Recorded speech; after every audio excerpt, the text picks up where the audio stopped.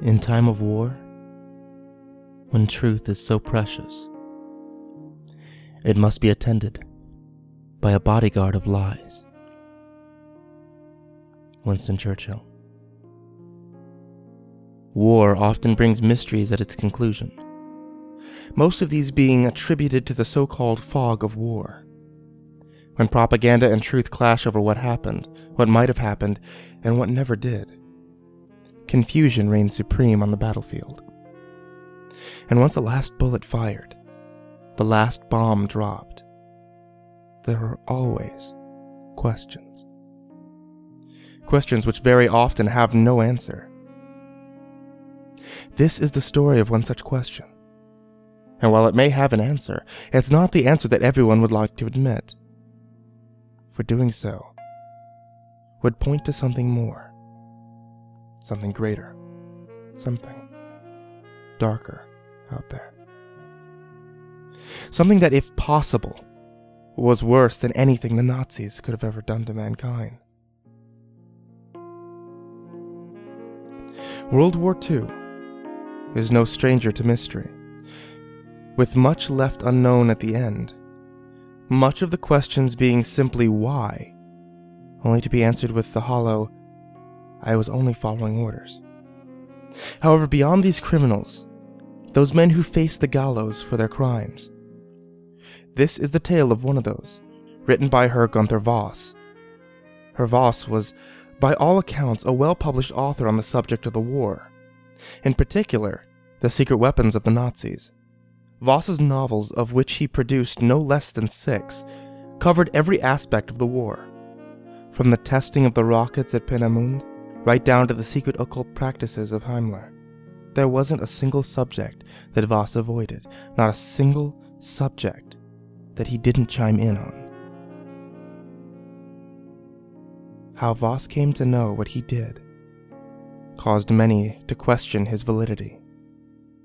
Yet time and time again, with each novel that was produced, he provided information that, though it was far-fetched, would prove true.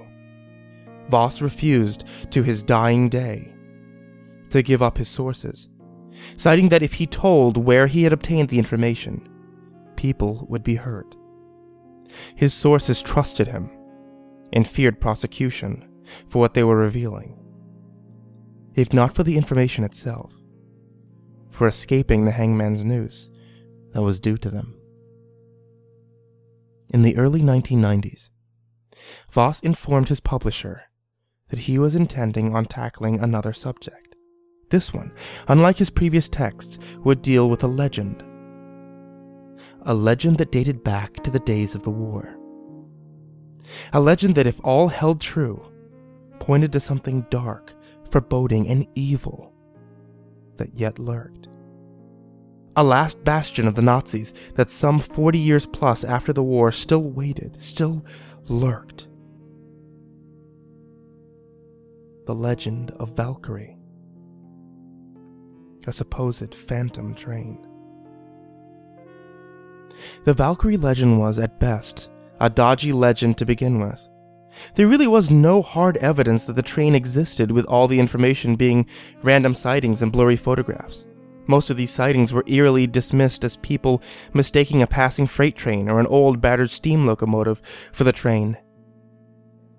Yet, as with all such legends, there was some grain of truth, some small hint of reality.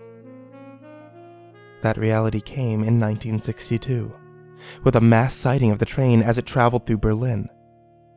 That over 100 people witnessed the train at exactly the same time, with each one recounting the same thing. Well, it was too much to argue simple coincidence. Based on this and a few other similar sightings, Voss began to search. His diary released to the public in 1993, after his suicide lends some light on the search. Though in totality, it made the story even more obscure, more mysterious. When his diary was published, most reviewers chalked it up to the ravings of a madman. Others, however, believed that while Voss may have gone insane, it was not because of some medical condition, but rather something he had witnessed. Some truth, some forbidden knowledge that he had come in contact with. For your consideration, excerpts from Voss's diary, leading up to the final entry written hours before his suicide in 1992.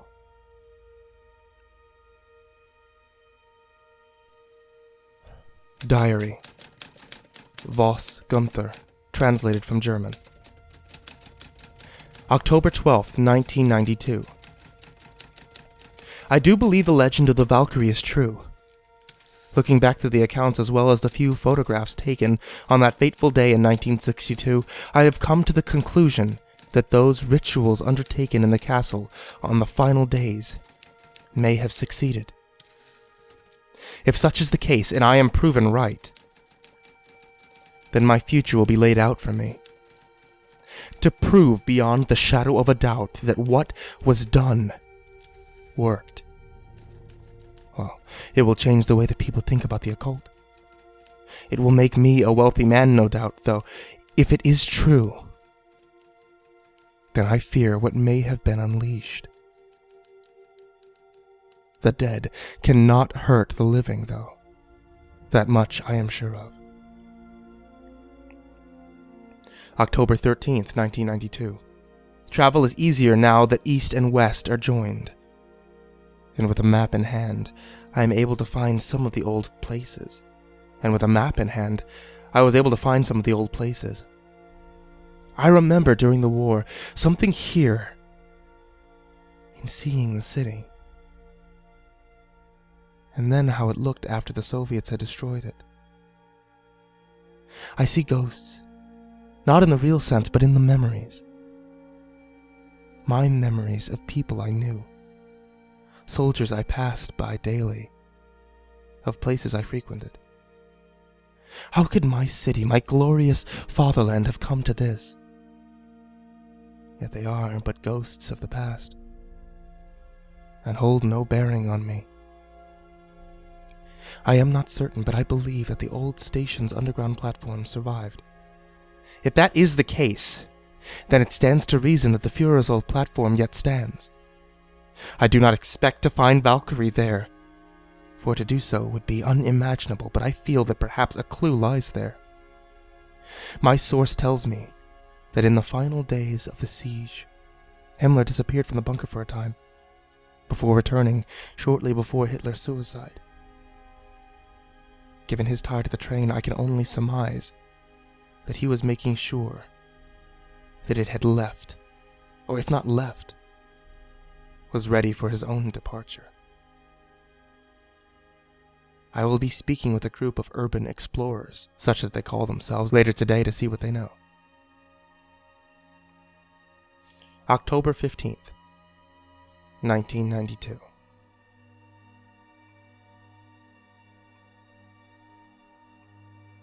Unbelievable! I spoke with the teens yesterday and found that not only do the platforms still stand, but that access should be relatively easy.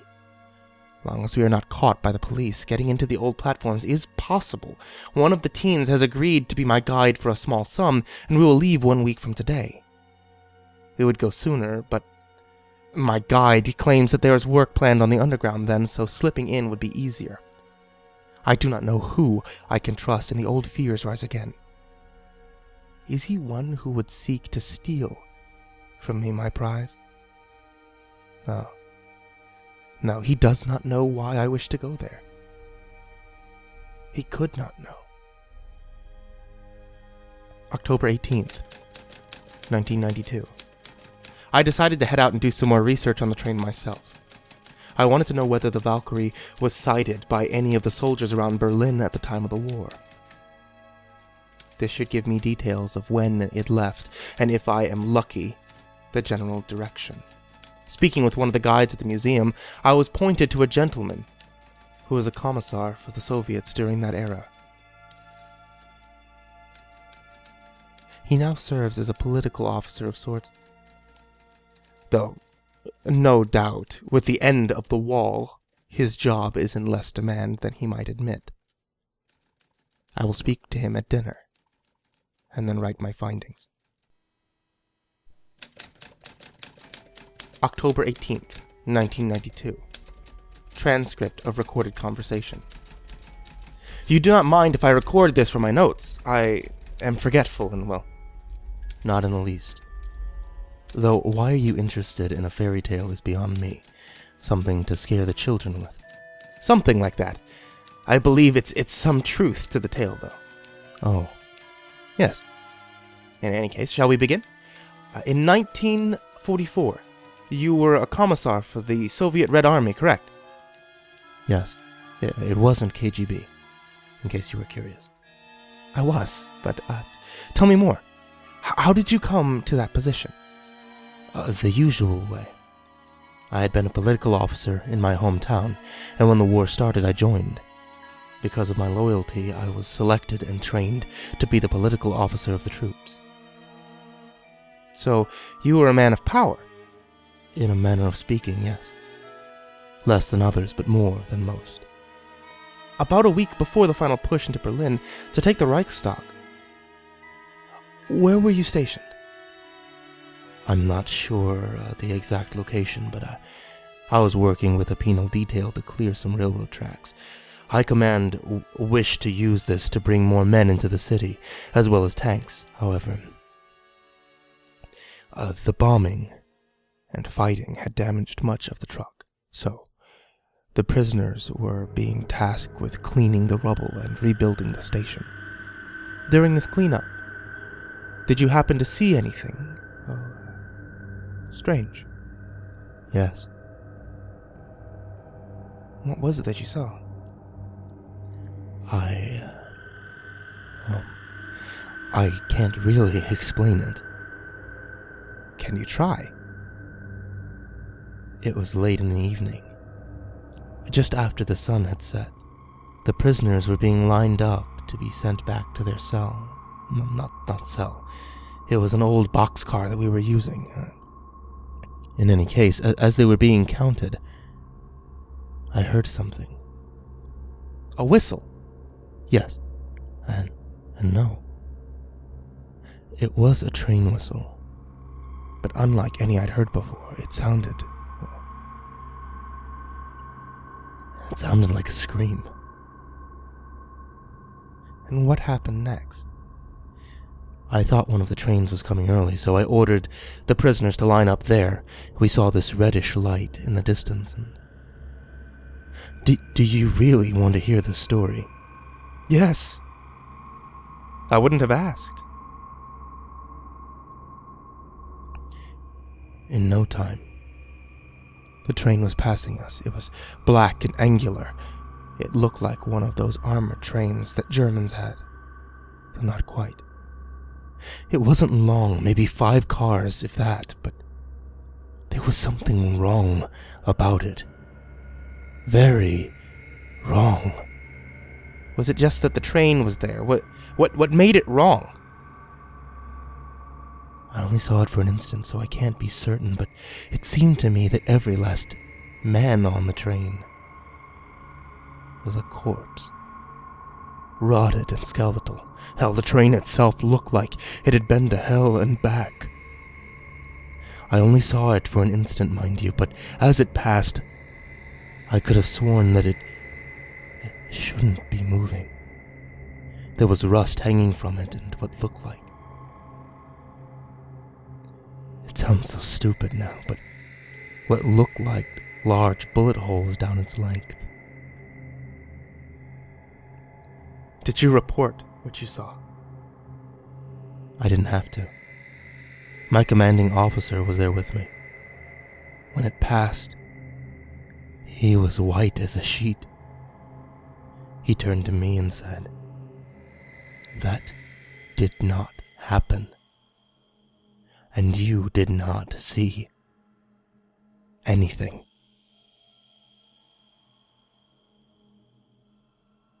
I never argued.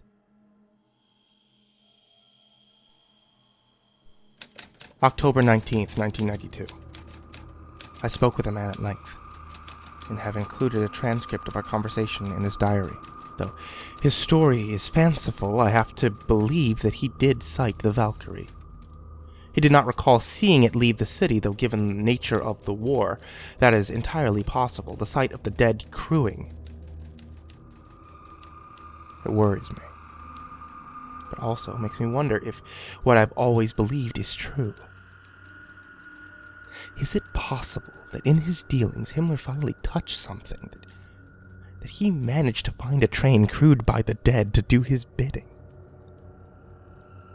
I shudder to think of it, and yet so much seems to say it is true. The state of the train itself begs another question.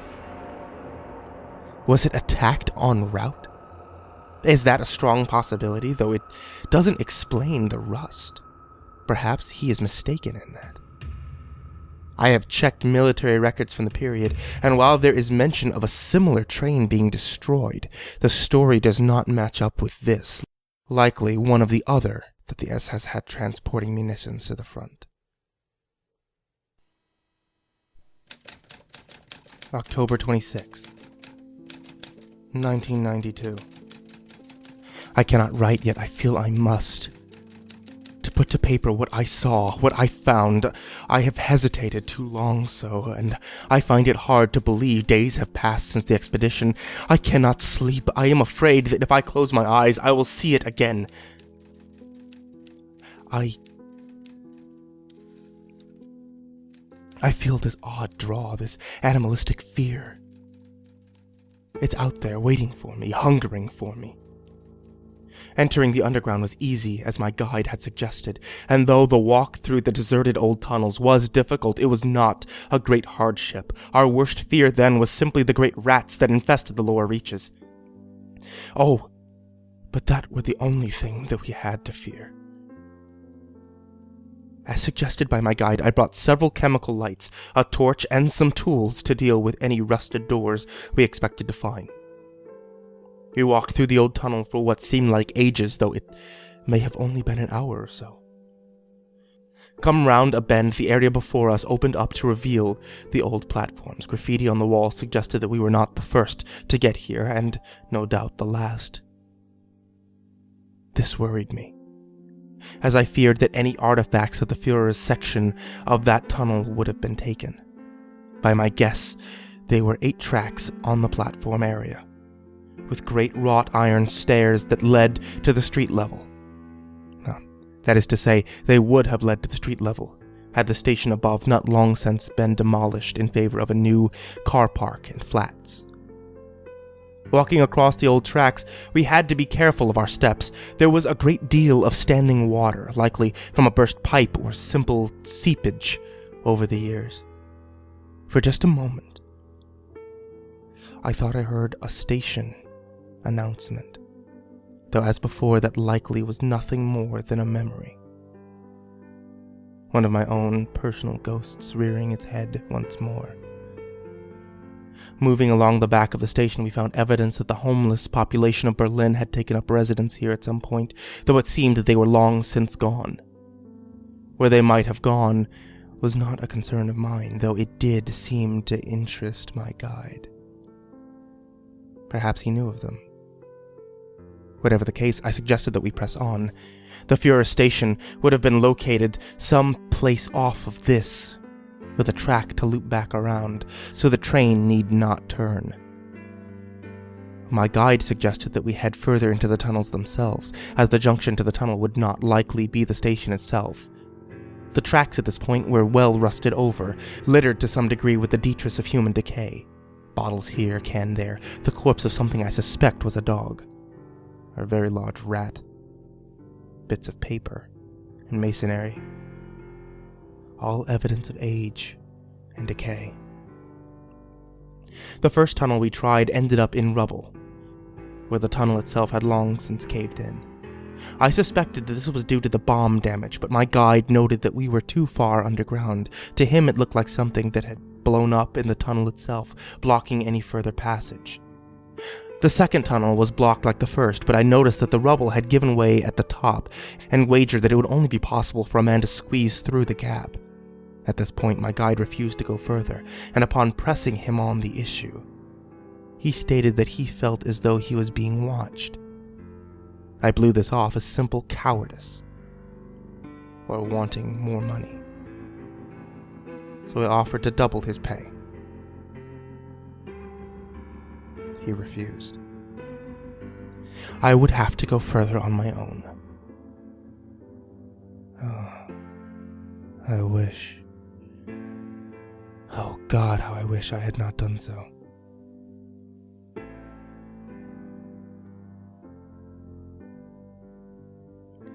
My assessment was correct.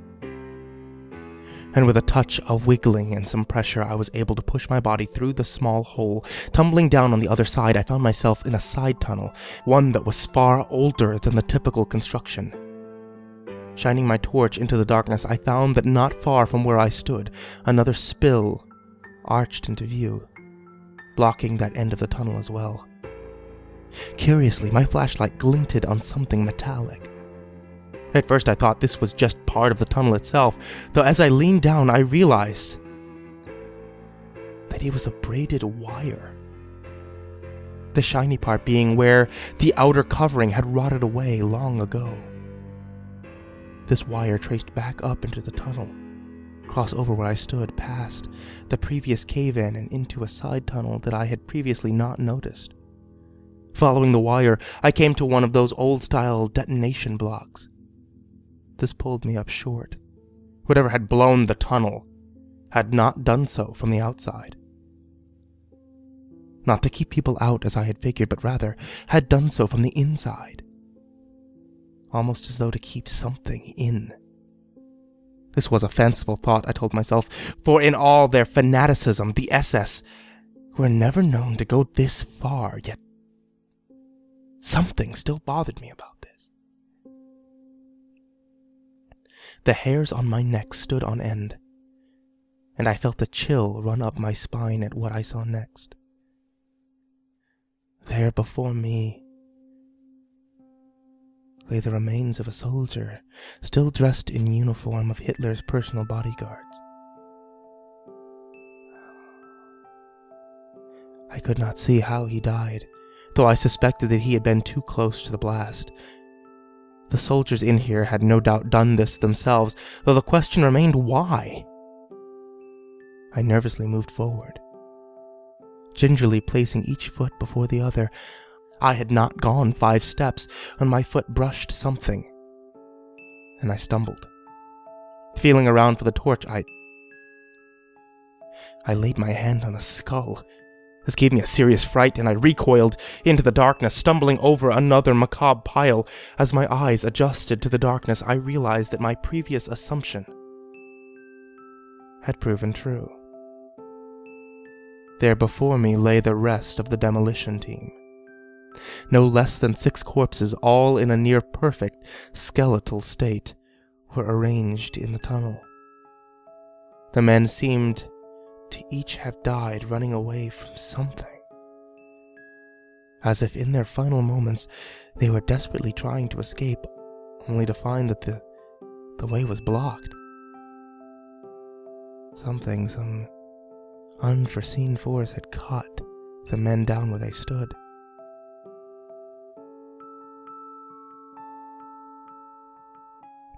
My previous assumption about the blast was torn asunder when I laid eyes on this. While the one man might have died in his own blast, these men were huddled together, clutching each other in what could only be called fear.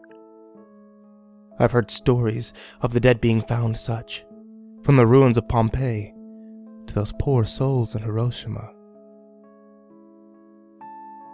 These men had died in sheer terror, killed by something, yet I had yet to lay eyes on it. My mind turned in circles, trying to guess the answer. Gas, perhaps. That would make sense. That was the only thing that made sense. The bombing above had broken a stored chemical bomb, and rather than escaping, the men had detonated the entrance to the tunnel. A last noble act, which had cost them their lives. That had to be the answer. Yet if it was gas, could it still harm me? No, my mind told me. It had been over 40 years since then. No gas would last that long. would it? My heart was lumping in my throat. And though it told me to leave this place, my mind told me to move further. They were but corpses, and could not harm me. They were dead, and I was alive. I came to the platform in a few more minutes of walking, during which I found 3 more corpses, all of them in a similar state. They looked as though they were trying to escape something on the platform, leading me to believe that the gas had cut them down as they ran. Perhaps Himmler himself, in a last act of destruction, had lain those who were evidence of his crime. Gone with the idea of a bomb strike causing the damage, replaced with a dark picture of that specter of death himself, sweeping in and killing those who trusted him, those who knew the secret that he had hidden for so long. I believe the Americans call it no loose ends. Chuckling darkly to myself, I even forced a smile. Or perhaps the Valkyrie itself ate their souls. I don't know where I came up with that idea. And even now, as I write it, fear grips me. How right I was. And yet, how wrong. So very wrong. As I stepped up to the platform, my eyes took in a sight to behold. There, waiting on the pitch gloom at the station, was the train. My torch barely illuminated the angular form, and though no light shone down from above, it seemed that the platform itself was still lit from some unknown source. I approached carefully, reaching out to touch the cold metal. For a moment, just a moment, I thought I felt a heartbeat there. Yet that could not be. These trains are not alive. It was just my mind playing tricks on me. The platform itself was as if I had stepped back in time. Posters about the Führer and the war dotted the walls. And the paint, though faded, still shone through. Tucked into one far wall, a small alcove rested, and beyond that a series of stairs. They did not go far before being blocked, leading me to believe that these led straight to the Führer's bunker.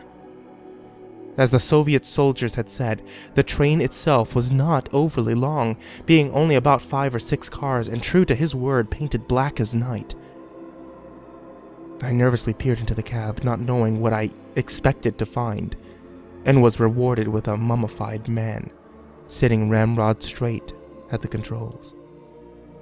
I flew from the cab then, my feet barely touching the ground before I found myself standing next to a battered old boxcar. I do not recall moving there, nor did I recall opening the door, though my memory now is yet foggy on the subject. I must have opened the door at some point, for it was not open when I first sighted the beast waiting on the platform.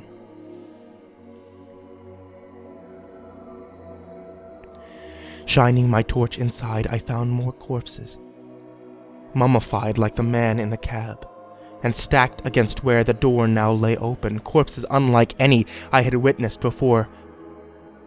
These were pitiful souls dressed in the striped uniforms of prisoners. The Star of David on each told the tale, and reminded me once more of the crimes we committed in those days. Jews, every last one of them, herded into this car for some reason, only to be forgotten and left to starve when the war ended. They each had names and families, and now entombed down here, none would know of them. There were 3 such cars in this train, and I need not open each to know that their cargoes were all the same. Human cargo. Civilians. People who had done nothing wrong. People that the Reich had deemed expendable. that each of these cars carried the prisoners was a mystery to me. One I suspected the answer to lay in the passenger car itself. At the time, I recall thinking that these prisoners must have been some importance, perhaps hostages who tossed away like so much trash when it was found that they would no longer be needed, when they would provide nothing for Himmler to barter with. For all I knew, they had died in that isolation long before the train arrived. And it was their discovery that prompted him to kill the crew with his gas. The last car was a long passenger car. And though I knew I had completed my task and found the train, there was still the mystery of why the Phantom had been sighted. I do not know why I expected to find an answer there, but some part of me said that the madness that had created this, the madness that would explain how, even after the tunnels were destroyed, this train would be seen again. The madness that gave this thing some form of supernatural life, like the station itself. The car was well preserved, and like the station, it too held bodies. A young woman and a daughter, as best as I could tell, lay in one of the staterooms. From the looks, they had died in terror, though I could not say at the time which was for certain. The rear of the car was a large, spacious office with a desk facing the rear. Sitting in the chair was an officer of some sort, a pistol gripped in one hand, and the dark stain of his brain plastered on the wall. He had taken his own life, but that still did not answer my question. There were a number of papers spread out before him, and I quickly placed these in my pack. As I rummaged through the car, seeking the answers that I needed, I heard the soft sound of footprints. My guide had finally come to investigate, no doubt.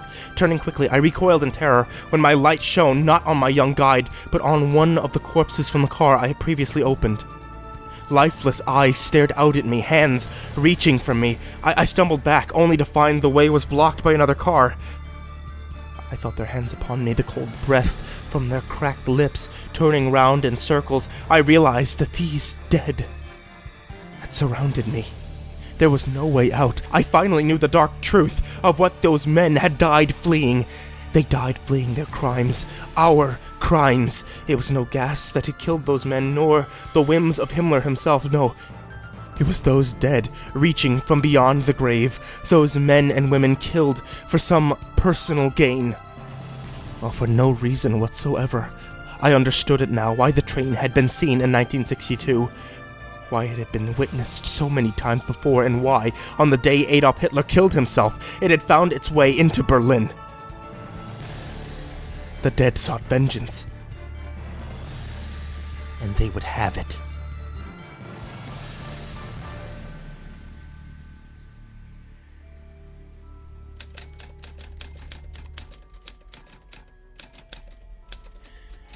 I do not recall how I managed to get out of that old station, nor my flight from that place. I even don't know how I managed to get back to my flat in one piece.